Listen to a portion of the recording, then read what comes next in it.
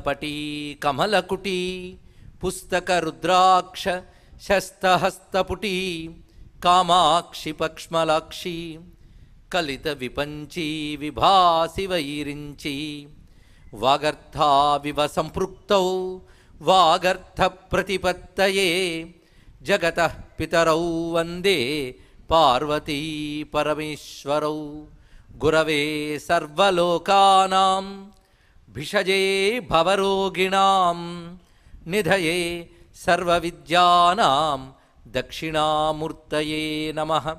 నారాయణ సమారంభాం వ్యాసశంకరమధ్యమాం అస్మదాచార్యపర్యంతాం వందే గురుపరంపరాం. నారాయణం నమస్కృత్య నరం చైవ నరోత్తమం దేవీం సరస్వతీం వ్యాసం తతో జయముదీరయేత్. యజ్ఞేశ అచ్యుత గోవింద మాధవ అనంత కేశవ కృష్ణ విష్ణో హృషీకేశ వాసుదేవ నమోస్తుతే. శ్రీ వాసుదేవ నమోస్తుతే. శ్రీ వెంకటాచలాధీశం శ్రియాధ్యాసితవక్షసం శ్రితచేతనమందారం శ్రీనివాసమహం భజే. శ్రీనివాసమహం భజే వెంకటేశమహం భజే. స్వామికి పుష్పయాగమ చేస్తారు. యాగం అంటే మాటి మాటికి అగ్నిలో నెయ్యి వేయడం కాదు. పూజలన్నీ యాగములే, పూజలన్నీ యజ్ఞాలే. యజ్ఞం అనే మాటకే యజ అనే మాటకు ఆరాధన అని అర్థం. ఇక్కడ యజ్ఞం అనగానే ఆరాధన.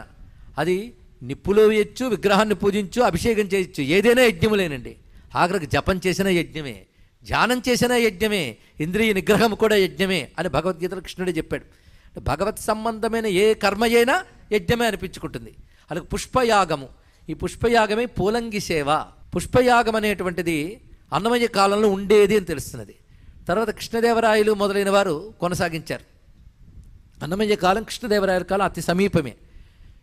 తర్వాత కొంతకాలం కొనసాగి పుష్పయాగం ఆగిపోయింది. తర్వాత అందరూ మర్చిపోయిన దశకు వెళ్ళింది. కొంతకాలం క్రితం పెద్దలు కీర్తిశేషులు పివిఆర్కే ప్రసాదరావు గారి ఆధ్వర్యంలో ఎన్నో మంచి పనులు జరిగే తిరుపతి దేవస్థానానికి అన్నమాచార్య ప్రాజెక్టు స్థాపన ఇత్యాదులని వారు మళ్ళీ పుష్పయాగాన్ని తిరిగి ఉద్ధరణ చేశారండి. అలాగా అసలు పరంపరగా వస్తున్న కైంకర్యాలు ఏమిటి, ఆలయానుకున్న ప్రత్యేకతలు ఏమిటి, ఆలయానుకున్న సాహిత్య సంగీత సంపదలేమిటి, అవి తెలుసుకుని పరిరక్షించే బాధ్యత కలిగిన అధికారులు వెంకటగిరికి లభించాలని మన వెంకటేశ్వరుడికి ప్రార్థన చేద్దాం. దానివల్ల వెంకటేశ్వర సంస్కృతి, వెంకటేశ్వర సంప్రదాయం, వెంకటేశ్వర చరిత్ర కాపాడబడుతుందండి. ఒక ఆలయానికి ఒక చరిత్ర ఉంటుంది, ఒక సంస్కృతి ఉంటుంది, ఒక పరంపర ఉంటుంది, ఒక సంప్రదాయం ఉంటుంది. అందుకే భారతదేశపు ఆలయాలు మత కేంద్రములు మాత్రమే కాదు, వేల వేల సంవత్సరాల ఘన చరిత్రకి ప్రాకారాలు మన ఆలయాలు. అటువంటి చరిత్ర కూడా మనకున్నది. అందుకే తిరుమలగిరిని తలంచుకుంటే కృష్ణదేవరాయలు లాంటి రాజులు, చక్రవర్తులు వాళ్ళు చేసిన సేవలు ఎలాగో, అలాగే అన్నమాచార్యులు వారు, తరికొండ వెంకమాంబ, వ్యాసరాయులు, పురంధరదాసు మొదలైన ఎందరు మహానుభావులు, ఆళ్వారులు, ఎందరు చరిత్ర, సంగీతము, సాహిత్యము, శిల్పము ఇవన్నీ ఒక ఆలయం వల్ల మనకు లభిస్తున్నాయండి. అలా మనం చూసినట్లయితే స్వామికి జరుగుతున్న కైంకర్యాలు ఎన్నున్నా, ఎన్నుత్సవాలని చెప్పుకుంటాం. అన్నిటికంటే పెద్ద ఉత్సవం ఒక్కటి చెప్తే చాలు. పెద్ద అనే మాటకి సంస్కృతంలో బ్రహ్మ అని అర్థం. బ్రహ్మోత్సవము, ఉత్సవాలన్నింటిలో పెద్దది బ్రహ్మోత్సవం. సాధారణంగా వెంకటేశ్వర స్వామికి బ్రహ్మోత్సవం మాట సరిపోతుంది. ఎందుకంటే మొట్టమొదటిగా చకార కన్యామాసే, సౌరమానం ప్రకారం కన్యామాసంలో ఇది సాధారణంగా ఆశ్వీజ మాసం, కన్యామాసం సౌరమానం ప్రకారంగా. అందుకే ఆ సమయంలోనే బ్రహ్మోత్సవాలు వస్తూ ఉంటాయి. మొదటి పాడ్యము నుంచి 9 రోజుల పాటు సరిగ్గా మనకు దేవీ నవరాత్రుల కాలం అది కన్యామాసం సౌరమానం ప్రకారంగా. అయితే వెంకటేశ్వరుడు వచ్చినప్పుడు అది భాద్రపద మాసం ఉండేది. భాద్రపద మాసంలో వచ్చాడు. అందుకు కొన్ని అధిక మాసాదులు వచ్చినప్పుడు భాద్రపదంలోనూ బ్రహ్మోత్సవం, ఆశ్వయుజంలోనూ 2 బ్రహ్మోత్సవాలు జరుగుతుంటాయి. పరిశీలించే వరకు తెలుస్తుంది. చకార కన్యామాసేతు అని మాట మాత్రం పురాణంలో కనబడుతున్నది. ఆ కన్యామాసంలో బ్రహ్మదేవుడు మొట్టమొదటి ఉత్సవం చేశాడు, అది బ్రహ్మోత్సవం. 9 రోజుల విధానం ఏర్పాటు చేశాడు. కానీ ఏ ఆలయమైనా ప్రతిష్టా దినం నాడు ప్రతి వార్షికం చేసేది బ్రహ్మోత్సవం అనిపించుకుంటుంది. అయితే సంప్రదాయం తెలియని కొంతమంది అంటారు, వెంకటేశ్వరుడి దగ్గర అయితే బ్రహ్మోత్సవం చేశారు కానీ ప్రతి ఆలయం బ్రహ్మోత్సవం ఎలా అంటారండి అంటే అంటారండి అన్నారు. ఎందుకంటే ఉత్సవాల్లో సంవత్సరోత్సవం పెద్దది, బ్రహ్మ అంటే పెద్ద అని అర్థం. కానీ బ్రహ్మోత్సవం అంటే బ్రహ్మ చేసిన ఉత్సవం అని మాత్రమే కాకుండా ఉత్సవాలన్నిటిలో పెద్ద ఉత్సవం కనుక బ్రహ్మోత్సవము అని పేరు. ఇక్కడ 9 రోజుల పాటు జరిగే పెద్ద ఉత్సవం ఇది. ఈ బ్రహ్మోత్సవం అంతా మీరు అన్నమయ్య కీర్తనలో చూడొచ్చు. ఎన్నో రకాలుగా బ్రహ్మోత్సవాల గురించి రచించాడు ఆయన. బ్రహ్మోత్సవానికి ఎలా వచ్చారో చెప్పేవారు. అప్పుడు వానలు పడే కాలం అయినా వచ్చేవారట. అన్నమయ్య వర్ణిస్తున్నాడు బ్రహ్మోత్సవానికి ఎలా తండోపతండాలుగా వచ్చేవారు. నానా దిక్కుల నరులెల్లా వానలలోనని ఒత్తురు కదలి. వానల్లోనే వస్తున్నట్టు వాళ్ళందరూ. సతులు సుతులు పరిసరులు బాంధవులు హితులు కొలువుగా నిందరును శత సహస్ర యోజన వాసులు సువ్రతములతోడని ఒత్తురు కదలి. వారు కుటుంబాలతో సహా వస్తున్నారు. బంధుమిత్ర పరివార సమేతంగా వస్తున్నారు. ఎక్కడి నుంచి? కొన్ని వందల వేల యోజనాల నుంచి వస్తున్నారయ్యా.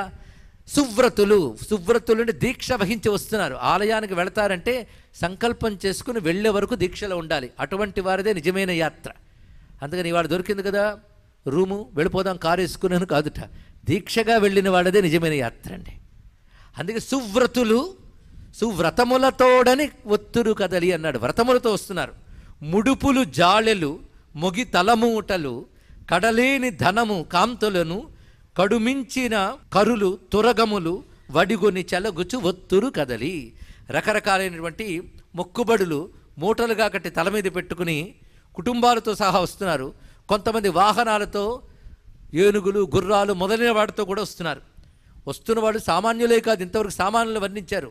గొప్ప గొప్ప రాజులు అధికారులు కూడా వస్తున్నట్ట. మకుట వర్ధనులు మండలేశ్వరులు జగదేకపతులు చతురులు తగు వెంకటపతిని దర్శింపగా బహువగల సంపదల ఒత్తురు కదలి. వానలలోనని ఒత్తురు కదలి నానా దిక్కుల నరులెల్లా. ఇలా అందరూ వస్తున్నారు. మనం కూడా బయలుదేరాం. ఇంకా ఉత్సవాలు ఎంత వైభవంగా జరుగుతున్నాయంటే తిరువీధుల మెరసే దేవదేవుడు గరిమల మించిన సింగారములు తోడను. అక్కడ మాడవీధుల్లో ఉత్సవాలు జరుగుతున్నాయి. ఒక్కొక్క రోజు ఒక్కొక్క వాహన సేవ. ఆ రోజుల్లో ఎలాంటి వాహన సేవలు ఉండేవి అనే దాన్ని అన్నమాచార్యుల వారు మన కళ్ళకు కట్టినట్టు చూపిస్తున్నారండి. తిరుదండెలపై నేగే దేవుడిదే తొలినాడు సిరుల రెండవ నాడు శేషుని మీద.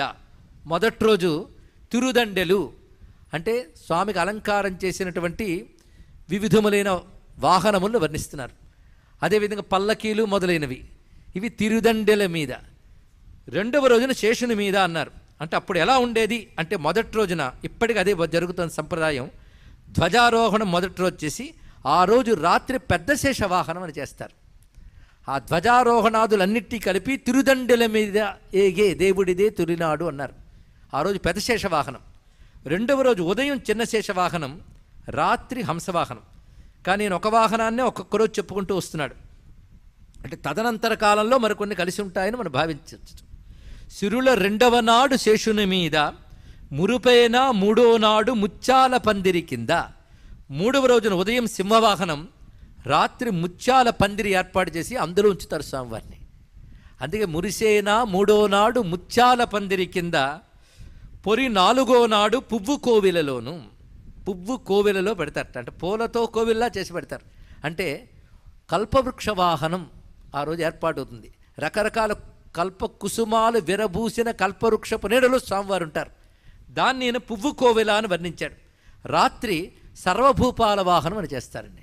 ఇది స్వామివారు 4వ రోజు ముచ్చట. ఇక 5వ రోజు ముచ్చటకు వచ్చేటప్పటికల్లా స్వామి మోహిని అవతారం ఎత్తి పల్లకిలో ఉంటాడు. రాత్రి గరుడ వాహనం. దీన్ని తీసుకుని గక్కున 5వ నాడు గరుడుని మీద గరుత్మంతుని వాహనాన్ని పేర్కొన్నారు. ఎక్కెను 6వ నాడు ఏనుగు మీద. 6వ నాడు ఉదయం హనుమద్వాహనం, రాత్రి గజవాహనం. అందుకే ఏనుగు మీద అని చూపించాడు. ఇక 7వ నాడు ఉదయం సూర్యప్రభ వాహనం, రాత్రి చంద్రప్రభ వాహనం. ఈయన చొక్కమై 7వ నాడు సూర్యప్రభలోనను అని 7వ నాడు చెప్పాడు. ఎక్కువ తేరును గుర్రం 8వ నాడు. ఉదయం రోజు 8వ రోజున ఉదయం నాడు చేసేది ఉదయం రథము, రాత్రి అశ్వాహనం. కనుక రెండూ చెప్పాడు.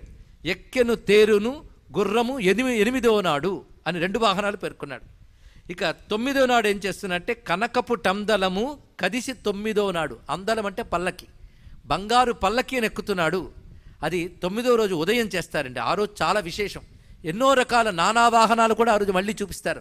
బ్రహ్మరథం, గజద్వయం, వేదపారాయణలు చేస్తూ విప్రసమూహం, గొప్ప సందడి, ఆచార్య సంఘము, వివిధ వాహన సేవలు, ఇవన్నీ అయ్యాక చేసేది అవబృధ స్నానం. ఆ సమయంలో చక్ర స్నానం అని చేస్తారు స్వామి పుష్కరంలో. స్వామివారి యొక్క ఉత్సవమూర్తులకి స్నానము, చక్రమనకు స్నానము. చక్రం అనగానే మనకి చక్రతాళ్వార్ అంటారు సంప్రదాయంలో, అంటే సుదర్శన దేవుడు, ఆయనకు అభిషేకం చేస్తారు. ఆ తర్వాత ధ్వజ అవరోహణం, జెండాను దింపుట, దీనితో బ్రహ్మోత్సవాలు పూర్తవుతాయి. దాన్ని చూపిస్తున్నారు. పెనచి 10వ నాడు పెండ్లి పీట, 10వ రోజున కళ్యాణోత్సవం చేస్తారు. ఎనసి శ్రీ వెంకటేశుడు ఇంటి అలమేల్మంగతో వనితల నడుమను వాహనాల మీదను తిరువీధుల మెరసే దేవదేవుడు గరిముల మించిన సింగారముల తోడను. మొత్తం అన్ని రోజులు వనితల నడుమను వాహనాల మీదను స్వామివారు ఏ విధంగా ఊరేగుతారో బ్రహ్మోత్సవం అంతా అన్నమాచార్య పలు రకాలుగా వర్ణిస్తారు. ఇందులో రథోత్సవం మీద ఆయనకు అనేక కీర్తనలు రచించారండి, రథం మీద. ఎందుకంటే రథోత్సవం ఆలయాల్లో చాలా ప్రధానం. అనేక ఆలయాల్లో రథోత్సవం ఉంటుంది. ఎన్ని రథోత్సవాలు ఉన్నప్పటికీ పూరి జగన్నాథ రథోత్సవం దాని ప్రత్యేకత దానిది. వెంకటేశ్వరుడు ఆ రథోత్సవంలో వస్తున్నప్పుడు ఉండే అందాన్ని చూపిస్తాడు. అసలు రథం మీద పరమాత్మ వస్తున్నప్పుడు దుష్టశక్తులు పోతాయండి, అది గొప్ప విషయం. అది రథం మీద ఊరేగుతూ భగవంతుడు వస్తూ ఉంటే భూమియందు, అంతరిక్షమునందు, భూగర్భమునందు, అధోలోకాలయును దుష్టశక్తులని పోతాయిట. ఈ దుష్టశక్తులకి అసుర శక్తులు అని పేరు, లోకాల్ని బాధించే శక్తులు. అంటే భగవంతుడు రథయాత్ర దేనికి అంటే ఆవరించిన దుష్టత్వం తొలగి సద్గుణములు, దేవతాశక్తులు వ్యాపించడం కోసం రథయాత్ర. ఆ రథంలో ప్రతి చణువులో అనేక దేవతాశక్తులను ఆవహింపజేస్తారు. అలాంటి రథయాత్రను వర్ణిస్తున్నాడు. రథస్థం వామనం దృష్ట్వా పునర్జన్మ నవిద్యతే అని శాస్త్రం. రథంలో భగవంతుడు ఉండగా చూసిన వాళ్ళకి జన్మ ఉండదుట. దీన్ని బట్టి ఏ రథోత్సవమైనా ఇదే విశేషం అండి. ఇక్కడ దర్శించాలి. అసలు రథస్థం అంటే రథం అంటే కదులునది అని అర్థం. కదిలేది మన శరీరమే. అందులో వామనుడు అణువంతున్నవాడు, వాడిని చూడడమే నిజమైన రథయాత్ర చూడడం. అది చూడడం జరగట్లేదు, కానీ అదే జరగాలి చివరికి. దాని ప్రతీకగానే రథం మీద వస్తున్న వాడిని చూస్తున్నాం మనం ఇక్కడ. కొండంత పొడవుతోడ కోనేటు రాయుడు వీడే. ఆ రథం ఎంత ఉంది? కొండంత పొడవు ఉంది, దానిలో ఉన్నాడు ఆయన. కొండంత పొడవుతోడ కోనేటు రాయుడు వీడే, నిండుకొని రథమెక్కి నిలుచున్నవాడు. నిండుకొని రథమెక్కి నిలుచున్నవాడు. ఆయన బయలుదేరుతుంటే ముందు పాతాళ లోకంలో రాక్షసులకు భయం వేసింది. పాతాళ వాసులైన పలు రక్కసుల మీద ఏతుల బరపే తేరు ఇదే దేవుడు. ఆ రథం ఎవరి మీదకి వెళుతుంది అంటే పాతాళ వాసులైన రాక్షసుల మీదకు తోలుతున్నాడా అన్నట్టు పెడుతుంది ఆ రథం. అదేవిధంగా ఆతల జలధిజొచ్చినట్టి దానవుల మీద ఘాతతోడ తోలనదే కడు రభసమునా. ఆ సముద్ర గర్భంలో దాక్కున్న రాక్షసుల మీదకి వెళుతున్నాడా అన్నట్టు వెళుతోంది. అంటే కేవలం మాడవీధుల్లో తిరగడం లేదు, విశ్వంలో ప్రతి లోకానికి వెళుతోందట రథం. అలా దర్శిస్తున్నాడు. ఆకాశము దూరినట్టి అదటు దైత్యుల మీద తాకతో నడిపించే పంతాన దేవుడు. ఆకాశం మీదకి వెళ్ళి కొన్ని దుష్టశక్తులు దాక్కుంటే దాని మీదకి రథాన్ని తోలుతున్నాడు ఆయన. దీకుని అష్టదిక్కుల తిరిగి అసురులపై భీకరముగా మోగించి బిరుదులు మెరసి నిండుకొని రథమెక్కి నిలుచున్నవాడు. ధర మీద కలిగిన, ఇప్పుడు పైలోకం క్రిందలోకం అన్నీ అయిపోయాయి కదా, ధర మీద కలిగిన ధనుజకోటుల నెల్ల సొరుది శ్రీ వెంకటేశుడు పారద్రోలెను. గరిమ అలమేల్మంగ నురమున పెట్టుకొని తిరము కొలుపే తేరు దిక్కులెల్ల గెలిచి కొండంత పొడవుతోడ కొనేటి రాయుడు వీడే, నిండుకొని రథమెక్కి నిలుచున్నవాడు. దుష్టశక్తిని ఎలా దునుమాడుతూ రథం తిరుగుతోందో ఒక్కసారి చూపించాడు. ఇది మన ధ్యాన దృష్టితో ఒక్కసారి తలంచుకొని, రథంపై ఉన్న వెంకటేశ్వరుడు భూమిపై, ఆకాశంపై, భూగర్భంలో, పాతాళాది లోకాల్లో ఉన్న దుష్టశక్తులంటి తరిమి కొట్టాలని ప్రార్థిద్దాం. లోపల బయట, లోపల బయట చొచ్చుకుపోయి తిరుగుతున్న దుష్టశక్తుల్ని దునుమాడమని వెంకటపతిని ప్రార్థన చేద్దాం. ఈ ఒక్కసారి రథధ్యానం చేసుకుని అటువంటి దివ్యమైన రథోత్సవాన్ని కూడా చూపించారు. ఇలా వివిధములైన ఉత్సవాల తర్వాత చక్రాత్తాళ్వారిని మనం ఒక్కసారి స్మరణ చేసుకోవాలి కదా. సుదర్శన దేవుడండి. స్వామి ఆయుధాలు నమస్కరించినా రక్షిస్తాయి ఇవి. ఎందుకంటే ఆయుధాలు జడములు కావు, అవి దేవతలు. ఒక్కొక్క ఆయుధానికి ఒక్కొక్క మంత్రం ఉంది. మంత్రాలు రాకపోతే ఆయుధాలని శరణం ప్రపంచే నమస్కారం చేసుకోమన్నారు. పంచాయుధ స్తోత్రం అని ప్రసిద్ధి చెందిన మంత్రరాశి ఉన్నది. చక్రం సదాహం శరణం ప్రపజ్యే, శంఖం సదాహం శరణం ప్రపజ్యే, గదాం సదాహం శరణం ప్రపజ్యే, ఖడ్గం సదాహం శరణం ప్రపజ్యే, శార్ంగం సదాహం శరణం ప్రపజ్యే, విష్ణుం సదాహం శరణం ప్రపజ్యే. పంచాయుధములు ధరించిన విష్ణువుని శరణ పెడుతున్నాం. ఒక్క ఆయుధ స్మరణ మనల్ని రక్షిస్తుంది. అన్నమయ్య పంచాయుధములపై కూడా కీర్తన రచించాడండి. ఒక్క ఆయుధం మనల్ని రక్షించాలని కీర్తన రచించాడు. అదే అన్నమయ్య కీర్తనలు చాలు అని చెప్పడానికి ఇదే కారణం. మా దురితములు బాపి మమ్ముగాచుటరుదా శ్రీదేవి రమణుడా శ్రీ వెంకటేశ. మా పాపాలు తొలగించి మమ్మల్ని రక్షించడం నీకేం పెద్ద కష్టమయ్యా, సులభమే. పైగా అరుదా, అరుదా అంటే రక్షించడం నీకేం కొత్త, ఎంతమందిని రక్షించలేదు, నీ ఆయుధాలు రకరకాలుగా రక్షించే ఎందరినో అంటూ ఒక్కొక్క ఆయుధాన్ని స్మరణ చేస్తున్నాడు. అంబరీషు పైకొన్న ఆపదులన్నీయు బాపే వెంబడిగాచె నీచే పెనుచక్రము. వెంబడిగాచే నీచే పెనుచక్రము. నీచే అంటే నీ చేత ఈ చక్రము రక్షించింది, నీచే ఉన్న చక్రము రక్షించింది. ఎలా రక్షించింది అంటే అంబరీషుడిని రక్షించలేదా అన్నాడు. అంబరీషుడిని శిక్షించాలని దూర్వాసుడు కూర్చొని ప్రయోగిస్తే అంబరీషుడు రివెంజ్ చేయలేదు. నేను ఇదే దెబ్బ కొడతాను అనుకోలేదు. విష్ణువుకి నమస్కారం చేసి నిలబడ్డాడంతే, శపించను కూడా లేదు. విష్ణువుకి శరణాగతుడయ్యాడు గనక విష్ణు చక్రం బయలుదేరిందండి రక్షిస్తూ.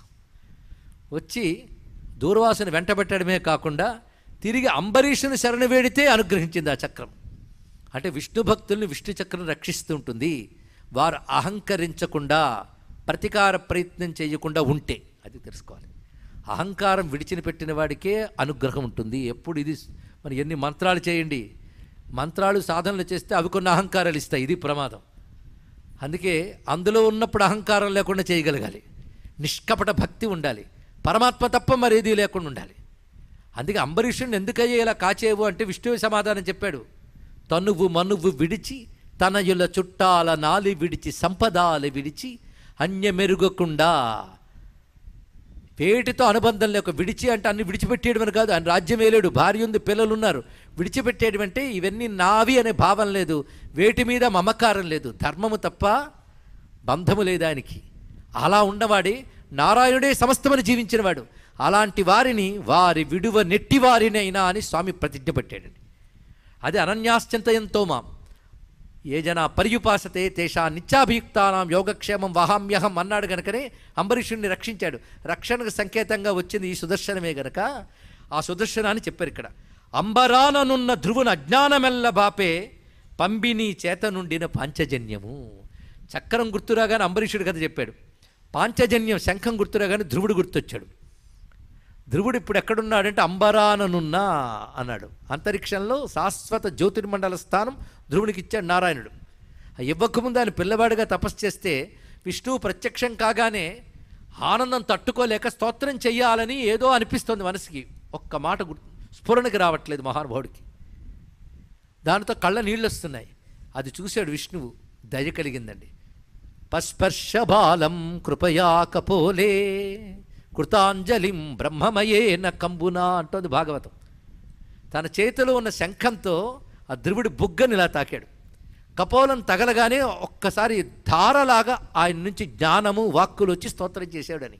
కనుక పాంచజన్యం స్వామి ఊదే నాదస్వరూపము మనకు అజ్ఞానాన్ని తొలగిస్తుంది. అందుకే అంబరాననున్న ధ్రువుడి అజ్ఞానమెల్ల బాపే పంబిని చేత నుండిన పాంచజన్యము. పక్కన జరాసంధు బలమెల్ల నుగ్గాడి నిక్కము మధుర నిల్పే నీచే గద. ఆయన గదతో కొట్టేట ఎవరిని? జరాసంధుణ్ణి. 17 మార్లు దండయాత్రలో కృష్ణుడి చేతి ఎన్ని చావు దెబ్బలు తిన్నాడు మహానుభావుడు. ఆయన చేత తిన్నాడు కనుక మహానుభావుడు అన్నాం, ఇంకేం కాదు. ఇక్కడ ఆ గద అలాంటిదయ్యా. తొక్కి హిరణ్యకశిపు దునిమి ప్రహ్లాదు కాచే నిక్కి నిక్కి మెరసేటి నీ ఖడ్గము.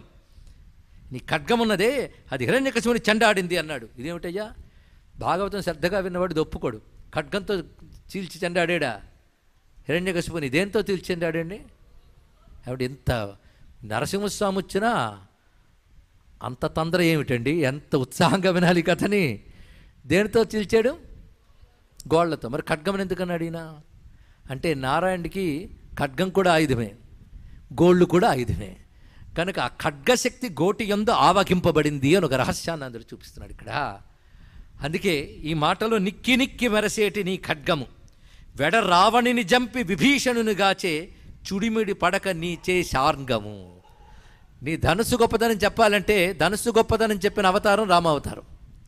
రాముడు అంటే గుర్తొచ్చేది అదే, శాంగమే అది. కానీ ఇందులో గొప్పతనం ఏంటంటే రక్షించడమే చూపిస్తున్నాడు. అక్కడక్కడ శిక్షించడం చెప్పినా వెంటనే రక్షించడం చెప్పాడు. హిరణ్యకశిపుని చీల్చాడు, ప్రహ్లాదుని కాచాడు అన్నాడు. ఇక్కడేం చెప్పాడు? రావణుని చంపి విభీషణునిగాచే చిడిముడి పడక నీచే శాంగము ఎడమీక శ్రీ వెంకటేశ నేడు నన్నుగాచే బడిబడి నీ నామపఠన నేడిదిగో. అలా అందరినీ రక్షించింది. నీ నామపఠన చేసే నన్ను ఆయుధాలు రక్షిస్తున్నాయి. ఇక్కడ భగవన్నామం పలికే వారిని ఆయుధాలు రక్షిస్తాయి. అందులో చక్రాత్తాళ్వారంటే సుదర్శన దేవుడు. ఈయన చాలా ప్రధానం, ఆయనకు దేవుడు. అదొక మంత్రము. సుదర్శనుడి మీద అన్నమయ్య రచించిన కీర్తనలు చాలా ఉన్నాయి.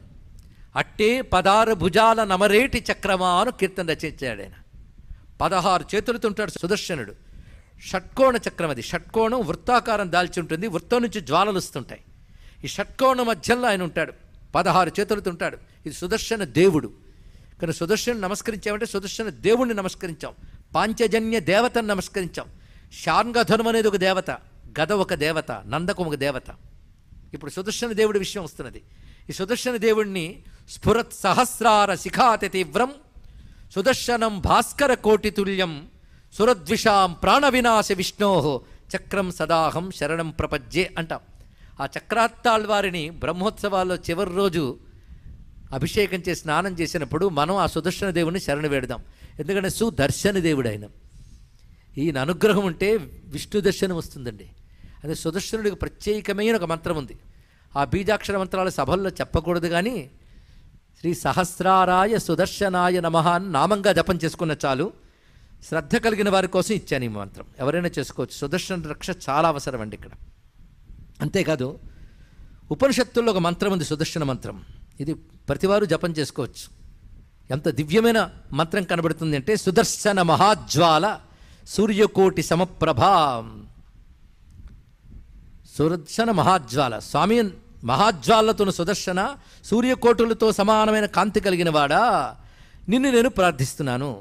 అందుకే నువ్వు విష్ణోర్ మార్గం ప్రదర్శయ, విష్ణువు మార్గాన్ని చూపించు మాకు అంటున్నారు. కానీ సుదర్శనుడు ఎందుకు నమస్కరించాలంటే స్వామిని దర్శించే శక్తి సుదర్శనుడి వల్ల లభిస్తుందయ్యా అన్నారు.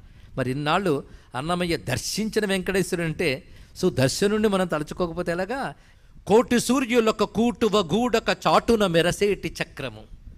కోటి సూర్యులు ఒక కూటువ గూడుక చాటున మెరసేటి చక్రము ఘాటపు వేవేలు కాలరుద్రులటు నీటున తొలకేటి నిబిడ చక్రము. వేల కొలది కాలాగ్నిరుద్రులు ఒక్క చోట ఎలా ఉంటే ఎలా ఉంటుందో అలా ఉంది సుదర్శన చక్రం. అంతేకాదు కోటి సూర్యులు ఒక్క చోట చేరితే ఎలా ఉంటుందో అలా ఉన్నది. సూర్యకోటి సమప్రభ అజ్ఞానాంధస్య మేదేవ విష్ణోర్మార్గం ప్రదర్శయ. ఆ మంత్రాన్ని అలా దించాడు ఆయన. ఆ మంత్రం మరొక్కసారి శ్రద్ధాళువుల కోసం మళ్ళీ చెప్తున్నాను. ఎవరైనా సరే నిత్యం జపించుకోవచ్చది.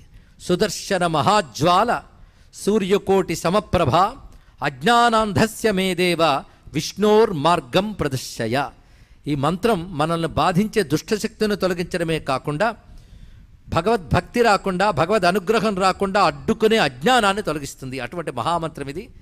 అందుకే ఇక్కడ కోటి సూర్యులకు కూటువ గూడుక అని మాట వేశాడు. ఇక్కడ అమరుచు శ్రీ వెంకటాధిపు కరమన తెమలకయుండేటి దివ్య చక్రమా. ఎప్పుడు ఏదో పని పెట్టుకుని ఉంటుంది ఆయన చేతిని వదలకుండా.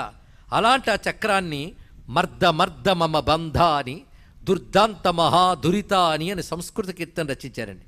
నా బంధములు తొలగించవయ్యా, దురితములు తొలగించు. ఈ రెండు అడిగాడు. బంధములు అంటే కట్టిపడేసేటువంటి బాధలు, అజ్ఞానములు, పాపములు, వీటిని తొలగించమని అడుగుతూ చక్రాయుధ రవి శతతేజోంచిత సక్రోధ సహస్ర ప్రముఖ విక్రమక్రమ విస్ఫులింగ కణ నక్రహరణ హరి నవ్యకరంగా మర్ద మర్ద మమ దురిత అని. ఆ రచనే ఒక సుదర్శను నుంచి జ్వాలలుస్తున్నట్టు పదాలు వచ్చాయండి మహానుభావుడి దగ్గర. అసలు కీర్తనంతా చూస్తే సుదర్శన చక్రం తిరుగుతున్నట్టుంటుంది. అలా రచించాడు. ఆ రచన ప్రతిభకి నమస్కారం. తేట తెలుగులో అందించాలన్నా అన్నమయ్యే, అచ్చమైన సంస్కృతులను ఇవ్వాలన్నా అన్నమయ్యే. భావానికి తగ్గ భాష ఇచ్చినటువంటి అన్నమాచార్యుడు సాహిత్యానికి కూడా ఆచార్యుడే ఈ కోణంలో పరిశీలిస్తే. పనేసియా మెరిడియన్ హాస్పిటల్స్ ప్రతి సామాన్యుడికి అందుబాటులో అంతర్జాతీయ వైద్య ప్రమాణాలతో వైద్యం, 24 గంటల అంబులెన్స్ సర్వీసుతో పాటు అత్యవసర సేవలతో ఏర్పాటైన చికిత్సా విభాగం. మా దగ్గర గుండె సంబంధిత, మూత్రపిండ, కాలేయ, కంటి జబ్బులకు, మోకాళ్ల శస్త్రచికిత్సతో పాటు కోవిడ్-19, బ్లాక్ ఫంగస్ వంటి వైరస్లకు, అన్ని రకాల ఆరోగ్య సమస్యలకు నమ్మకమైన అత్యాధునిక వైద్య చికిత్సను అందిస్తున్న హాస్పిటల్ పనేసియా మెరిడియన్ హాస్పిటల్స్.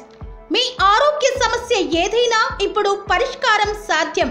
సంపూర్ణ ఆరోగ్యం కోసం సంప్రదించండి Panacea Meridian hospitals, opposite Bheeramguda Kaman, RC Puram, Sangareddy district, pin code 502032. సంప్రదించాల్సిన ఫోన్ నెంబర్ 0845524177 మరియు 7893757770.